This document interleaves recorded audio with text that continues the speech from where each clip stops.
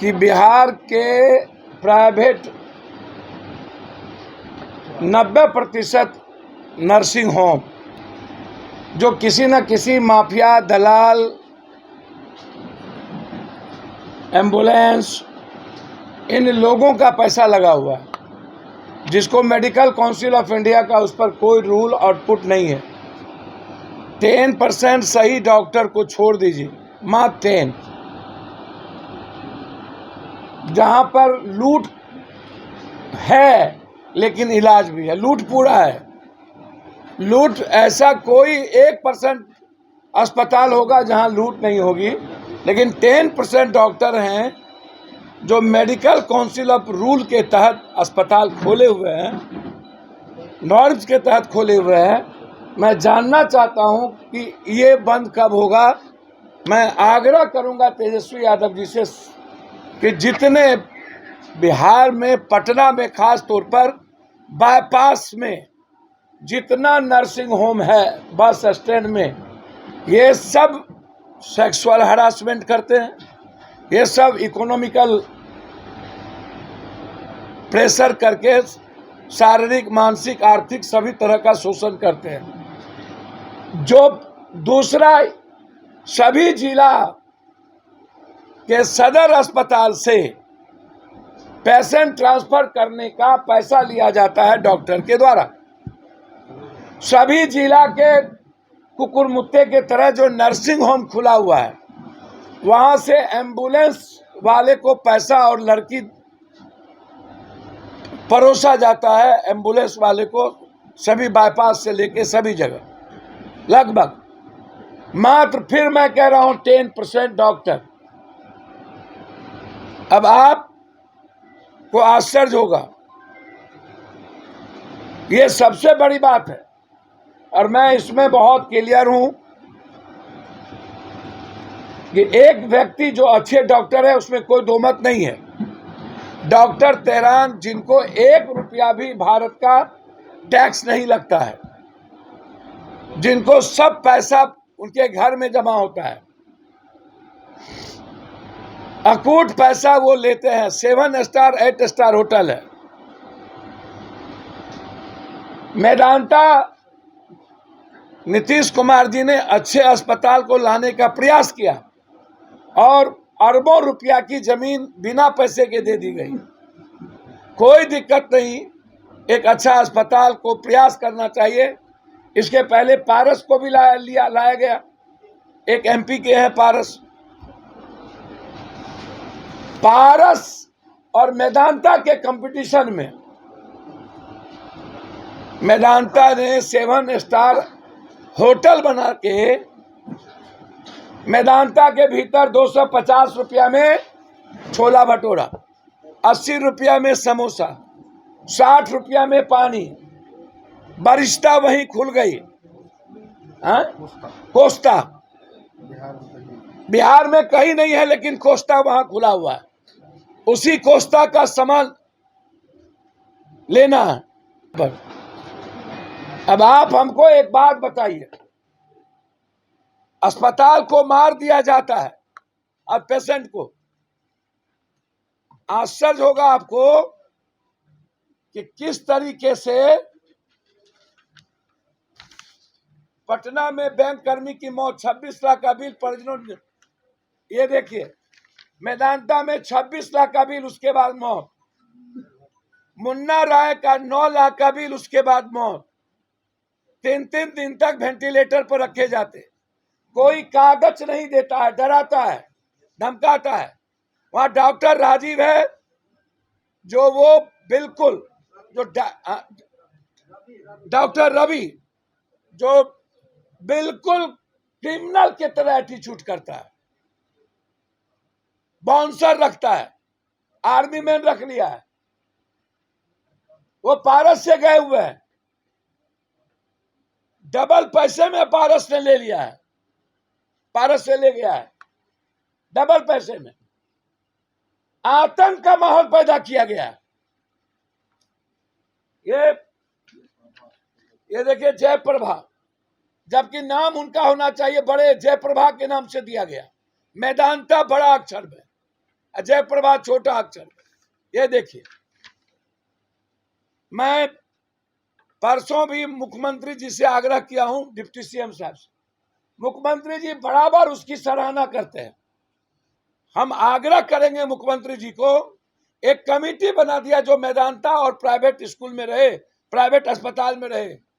क्या वो 25 से 30% गरीब आदमी का इलाज फ्री में करते हैं या नहीं? ये सबसे बड़ा मैटर है। नरेंद्र मोदी जी के द्वारा जो झूठ का वो दिया गया है,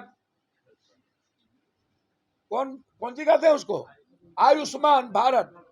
कल इधर पाटलिपुत्रा में आयुष्मान भारत में एक बहन को मार दिया गया, वो सब लोग धरना पर थे। Asian hospital, Asian hospital, Asian hospital लूट का अड्डा है, मौत का कारण बना हुआ है। आज से कुछ दिन पहले मैदानता ने एक बक्सर के पेशेंट को 8 लाख रुपया वसूल के बाउंसर के द्वारा बाहर फेंकवा दिया गया। क्या इसको बिहार में लूटने की पूरी छूट दे दी गई? क्या इन लोगों पर कोई अंकुश नहीं लगेगा? स्वास्थ्य विभाग से जिम्मेदारी दे और वह वाज करे कि 25% से 30% प्राइवेट लोगों का और आयुष्मान भारत पर इलाज हो रहा है कि नहीं, और जो फ्री में 25% गरीब को करना है वो हो रहा है कि नहीं। एक भी गरीब का नहीं होता इलाज।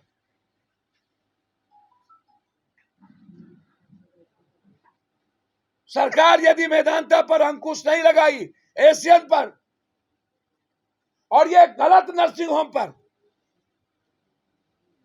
तो एक बड़ी लड़ाई लड़ेंगे, बिहार बंद भी करेंगे और कोर्ट भी जाएंगे इन लोगों के खिलाफ। अस्पतालों के आगे धरना प्रदर्शन होगा। बिहार की जनता को मारने के लिए छोड़ा नहीं गया। अस्पताल से बाउंसर को हटाया जाए,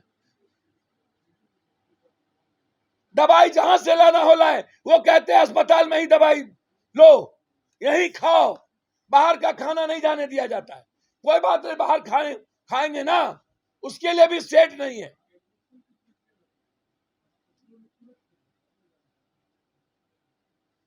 $200 की दवाई 800, 600, 1200 में जांच करते जाओ और वेंटिलेटर पर रख करके बिल बना लो और बाद में मार दो। अभी हम पारस गए थे, उनके बेटा आए हुए हैं, पारस गए थे उधर। सुबोध कांत साहब ने मुख्यमंत्री जी तक को फोन किया, पेपर में सारा निकला हुआ है। शंभू सरन, सुनील सौरभ श्रीवास्तव हिंदुस्तान के ब्यूरो चीफ रहे।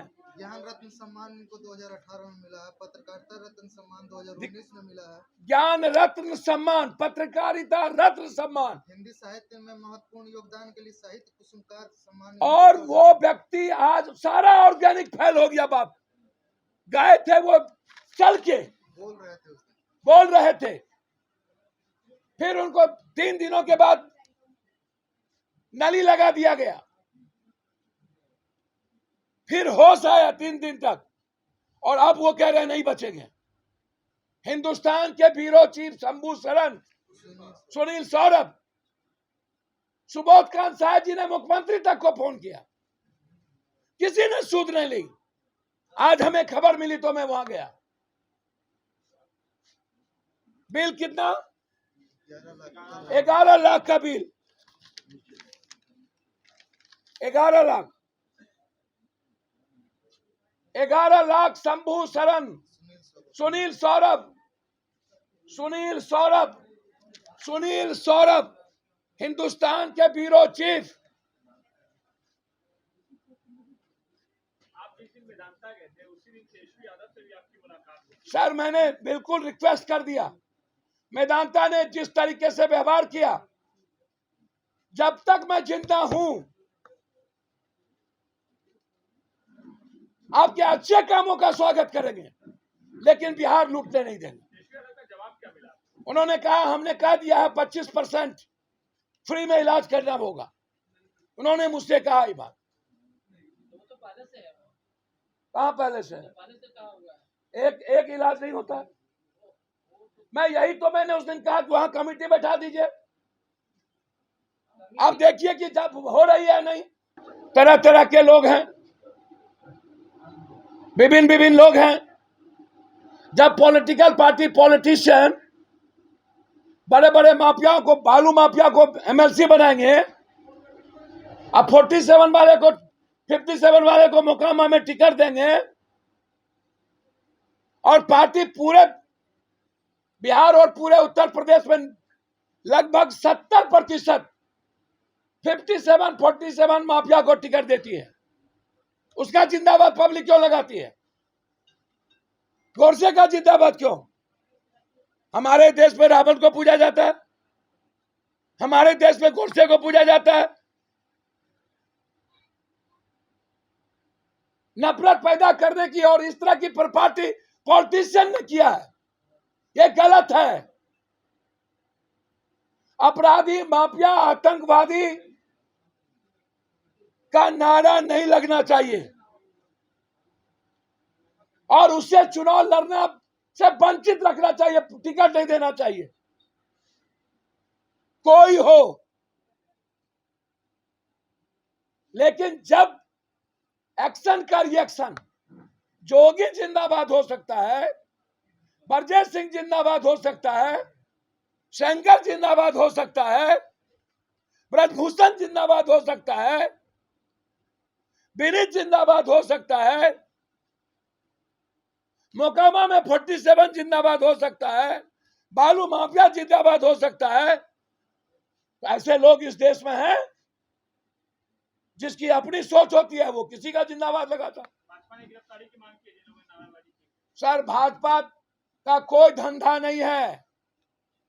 भाजपा से बड़ा दुनिया में आतंकी, अपराधी दल की बात नहीं कर रहा, उसमें जो लोग हैं, कोई दल खराब नहीं होता, लेकिन उसमें जो लोग हैं वो अपनी बात करे। इन लोगों की पूरी जांच हो, जो लोग बड़े तोपखान वाली बात करते हैं।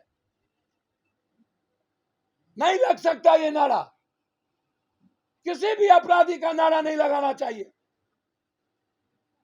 एक लोग गलत किया तो दूसरे लोग को गलत करने की इजाजत नहीं मिलनी चाहिए और ना करनी चाहिए। मैं उसके पक्ष में नहीं हूं, मैं गलत तरीके के पक्ष में हूं। जो घटना घटी, जिस तरीके से कानून का मजाक बनाया गया,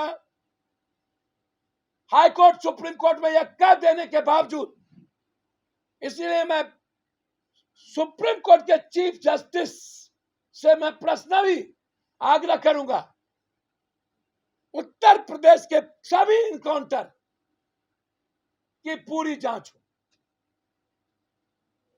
या फेक था, इनकाउंटर अपराधी का हो, लेकिन अपराधी का हो, पॉलिटिकल वेंडेटा नहीं हो, सिर्फ सियासत के लिए नहीं हो, आपका कहना है पुलवामा को रोकने के लिए नहीं हो। अपराधी नहीं था? हाँ? बाकी जो उसके बेटे थे अपराधी। मैंने कौन कहा किसने अपराधी ना हो? मैंने कहा अपराधी का हो। जब अपराधी काउंटर करे तब ना, जब वो जेल में कानून के तहत है तब कैसे? सर, आप उससे देखिए, इनकाउंटर हुआ क्या उठा के लाया गया? मैं एक बात बोलूं, अमित शाह जी के रैली में 14 आदमी मर गया, ये ब्लैकआउट कहां से कर दिया आप लोग? चला रहे हैं क्या? 40 शहीद हुए, पुलवामा में मरवा दिया गया, जिसको सतपाल जी ने कह दिया कि बीजेपी ने मरवाया सत्ता में आने के लिए। ब्लैकआउट क्यों कर दिए? 40 शहीद एक अपराधी के लिए, मुझको समझ में नहीं आता है, उसके 40 शहीद को आप क्यों क्या कर दीजिएगा? मैं आपको जानना चाहता हूं, ये हमको बता दीजिए। कर्नाटक के पूर्व मुख्यमंत्री भाजपा के ज्वाइन कर लिए, आपने चलाया, 13 लोग अमित शाह के रैली में मरे, आपने चलाया।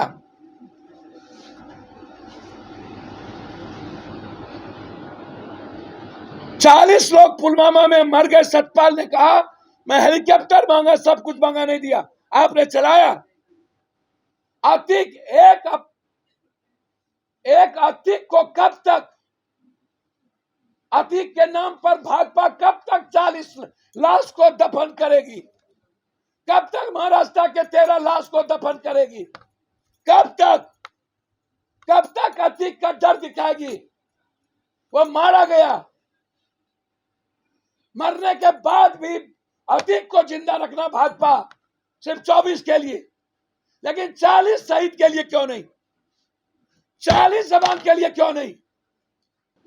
एशियन हॉस्पिटल किसका है? इसमें नेता लोग उद्घाटन किए हैं। एशियन हॉस्पिटल का मालिक बहुत बड़ा रैकेटर है, सिर्फ लूटता है। और ये मेदांता का डायरेक्टर रवि, अस्पताल से बाउंसर को हटाइए। बिहार में कोस्टा कहीं नहीं है, लेकिन बरिस्ता में वहां कोस्टा है, और कोस्टा का खाइए। आप अंदाजा कीजिए। अब इसीलिए कोस्टा का लाया गया कि आपके यहां लोग खाएंगे, बाहर से नहीं आएगा। उस कोस्ट पर कोस्टा आई। डॉक्टर तेहरान अलाउद्दीन का चिराग नहीं है, वो भगवान नहीं है, इंसान है। अच्छे इंसान हो सकते हैं, लेकिन लूटने की इजाजत नहीं दी जा सकती। अस्पताल पर अंकुश लगाने की जरूरत। प्राइवेट गलत नर्सिंग होम के खिलाफ अब जंग होगी, फिर से लड़ाई मुहिम शुरू होगी।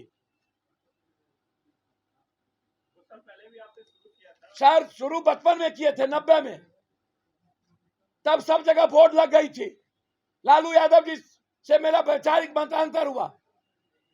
अल्ट्रासाउंड, सीटी स्कैन, MRI जांच, सबके फीस तय हो गए थे, और बोर्ड पर पता चल जाता था कि कितना फीस लेंगे। यहाँ अब तो कौन कब कहां फीस लेगा कहना मुश्किल है। जांच वही होगा जहां डॉक्टर कहेंगे जाने के लिए, दवाई वही लिखी जाएगी जहां डॉक्टर कहेंगे जाने के लिए।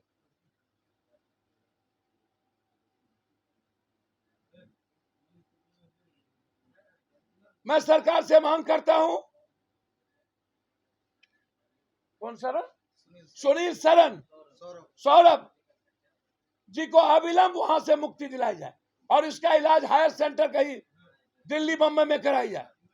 मैं आग्रह करता हूं नीतीश कुमार जी को, जो नीतीश कुमार जी के अच्छे मित्र भी रहे, अच्छे भाई रहे वो,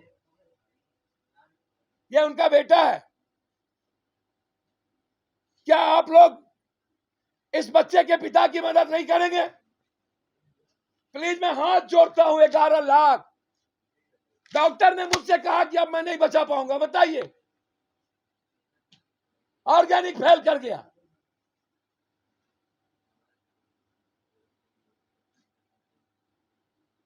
क्या बीतेगा इस पर? इसलिए सरकार से डिमांड है, जो medical council of India rule के तहत जो नर्सिंग होम नहीं है, जो दलाल और पैसा वाला नर्सिंग होम खोल के रखा है, उस पर बैन करिए, उसको रोक लगाइए। और जो 25 से 30% जो फ्री में करने का है, और उसके बाद आयुष्मान भारत पर जो है वो हो रहा है कि नहीं, उसको आप वहां पर बैठाइए किसी भी कीमत पर। और खाना, दवाई वहां से, सब कुछ मोनोपोली, पानी वहां से, ये सही नहीं है। इसीलिए मैं आज आपको निमंत्रण किया था कि ये बहुत बड़ा, मैं आप सबको ईद का कल का मुबारकबाद देता हूं। बहुत बहुत बधाई पूरे बिहार की 14 करोड़ जनता को, कि कंप्लीट रूप से पर्वों को सौहार्द प्रेम के रूप में देखकर हम सबको मनाने की जरूरत है। लेकिन ईद के एक दिन